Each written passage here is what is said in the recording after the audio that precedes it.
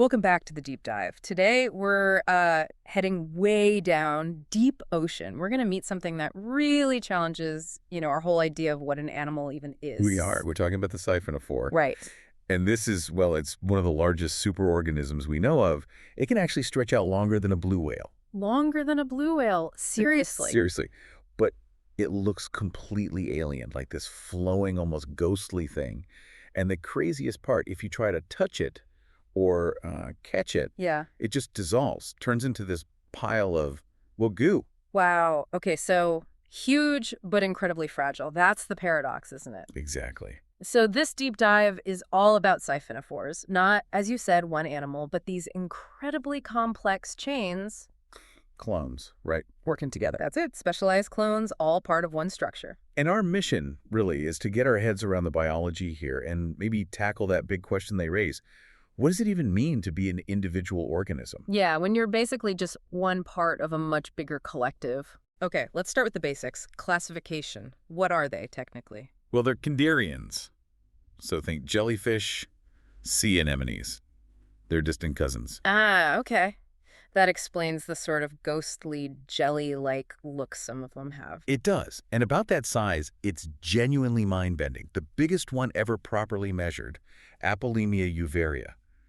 Sometimes folks call it the giant filament Siphonophore. Or the long, stringy, stingy thingy. I saw that somewhere. Yeah, that nickname pops up. Anyway. This thing was measured at over 40 meters long.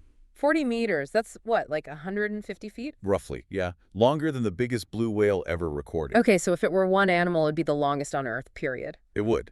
But like we said, it's not one animal. It's a massive colony. A colony of, you said clones? Tiny ones. Tiny, identical clones called zooids. Each one is minuscule, maybe the size of a grain of rice. A grain of rice. But tens of thousands of them make up this 40-meter creature. Tens of thousands, yeah.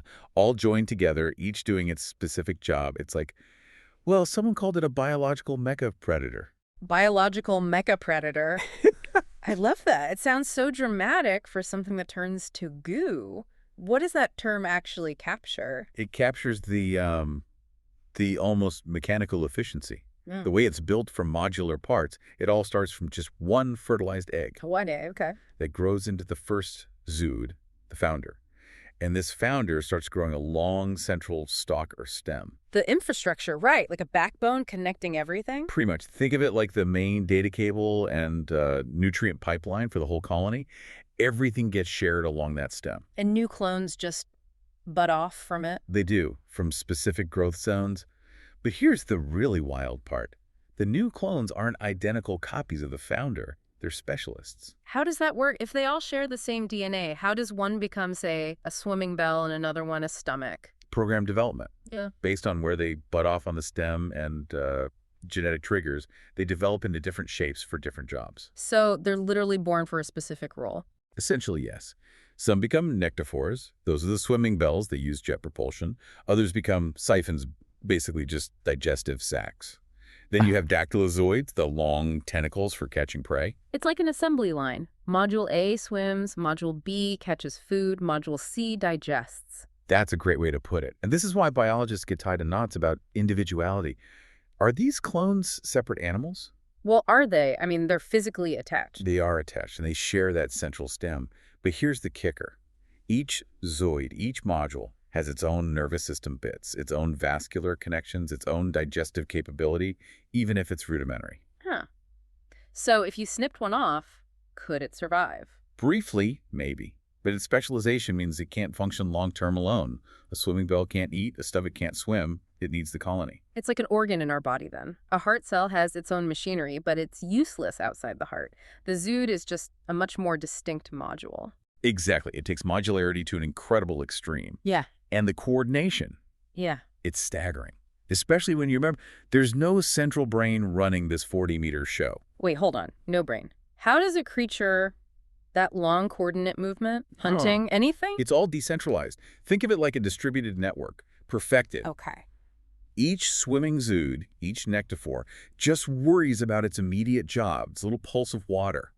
But they're all linked by nerves along the stem. Ah, so a signal can travel really fast. Instantly. Uh-huh. If the front end detects prey or a current change, that signal flashes down the line, and thousands of swimming bells can adjust their rhythm almost simultaneously. No need for a boss telling everyone what to do. That makes it incredibly resilient, too, I bet. Damage one part and the rest just keep going. Pretty much. The colony can often just bypass or replace damaged zooids. It's an architecture built for survival in a tough environment. And it's always growing, right? You mentioned younger ones at the front. Yeah, the growth zones keep budding off new, specialized zooids near the front, pushing the older ones further back. It's a constant process of renewal, growth, hunting, reproducing, all sharing resources through that central stem. This whole modular design must lead to some amazing variations. Different species adapting in different ways. Oh, absolutely. The diversity is incredible, and so are the deadly adaptations.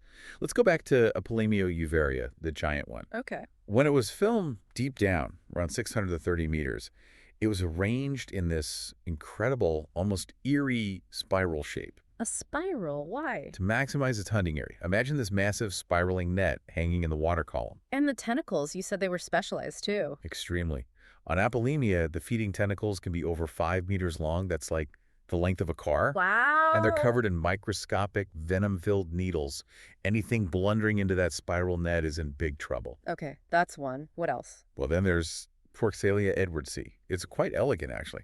Maybe we could call it the boa scarf siphonophore. Oh, a scarf. I like it. How big? It can get up to about 5 meters. And it relies heavily on jet propulsion. It has these inflatable chambers along its body that suck water in and push it out. So it moves like a pulsing scarf? Kinda, yeah. And as it drifts, its feeding zooids are ready. They grab small prey, dissolve it right there, and send the nutrients down the stem. Efficient. Deadly efficient if you're a small crustacean. Definitely. And then for something totally different, there's the deep-sea dandelion. A dandelion in the deep sea. Looks just like one. It has a really short stem, and all the zooids are packed super densely at the end.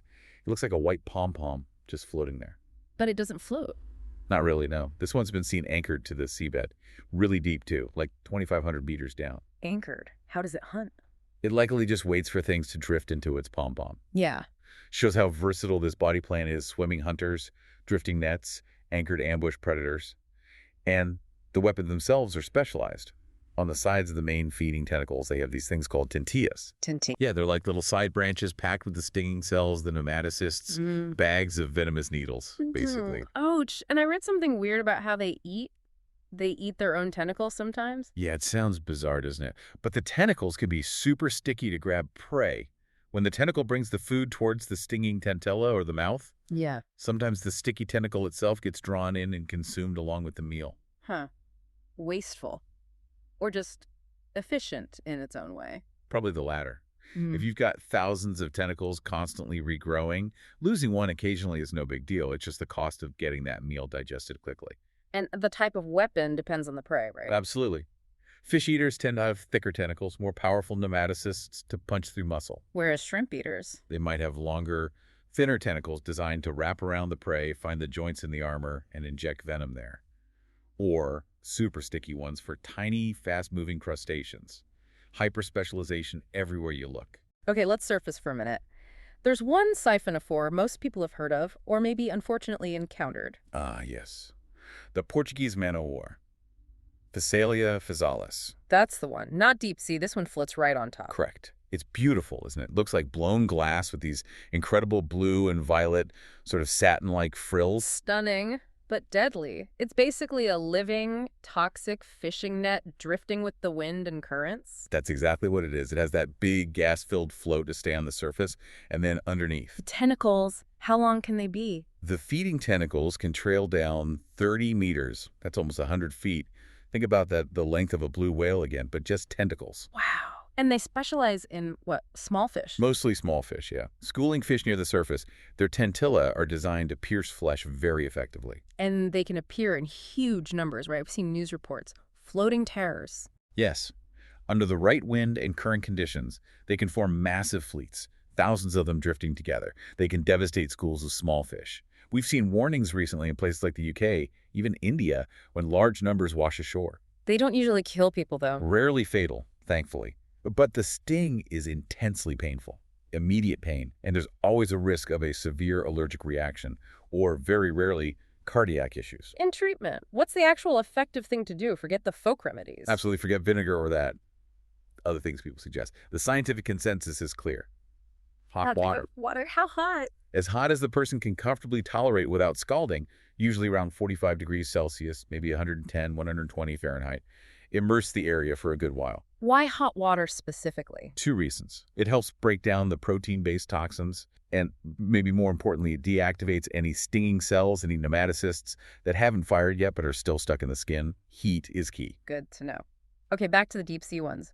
If they're so amazing, why don't we know more? Why aren't they in every aquarium? Well, that brings us back to the goo problem. Their extreme fragility is the single biggest hurdle. The irony. This giant superorganism just falls apart. Exactly. They live in the open ocean, under specific pressure. Bring them up, put them in a net, change the pressure, disturb them. They just disintegrate. Most specimens collected are ruined before they even get properly looked at. So how do researchers study them intact? With incredible difficulty and patience. Often, it involves going way offshore, hundreds of miles sometimes, then using submersibles or even scuba divers carefully trying to coax the animal into a large jar underwater. Gently encouraging a 40-meter colony into a jar. That sounds tricky. Understatement of the year. You have to capture its natural shape without breaking those fragile connections. It's painstaking work. And historically, we just didn't realize. I read something about hosing down nets. Yeah, that's kind of a sad part of the history. For decades, standard practice when hauling up deep-sea nets was to wash off all the slime and gunk before sorting the catch. And the slime was? Often, it was the disintegrated remains of Siphonophores and other fragile gelatinous animals. Who knows how many species, how much data was literally washed down the drain because they just looked like slime. Wow, a humbling thought. So today, researchers need both high-tech and old-school methods. Absolutely. You need the genomics, the cellular analysis, all the modern tools. But you also just need careful observation. Observation, just watching them. Yes, because they are so complex and behave in ways we don't fully understand. Sometimes the biggest breakthroughs still come from simply watching them in their environment.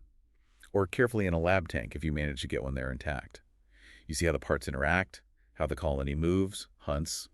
It's often the only way to figure out the function of these bizarre zooids. So the big takeaway then, Siphonophores are what? Nature's ultimate example of teamwork. I think so. They're a masterclass in modular decentralized organization. They force us to rethink life, individual organism. How can tens of thousands of clones act as one hyper-efficient superorganism with no central control? And each clone, each zooid, has its own systems, but is useless alone. Right. It's like evolution decided individual survival doesn't matter anymore. All that matters is the success of the collective. It's an incredible evolutionary endpoint, perhaps. It really makes you wonder, doesn't it? What else out there operates like this? Could there be other animals we think of as single creatures, but they're actually these hidden collectives? Like a coral reef, maybe, or even social insects taken to another level. What if that ant colony isn't just cooperating individuals, but something closer to a single, distributed entity? Yeah, what if the lines are blurrier than we think everywhere we look? Definitely something to ponder.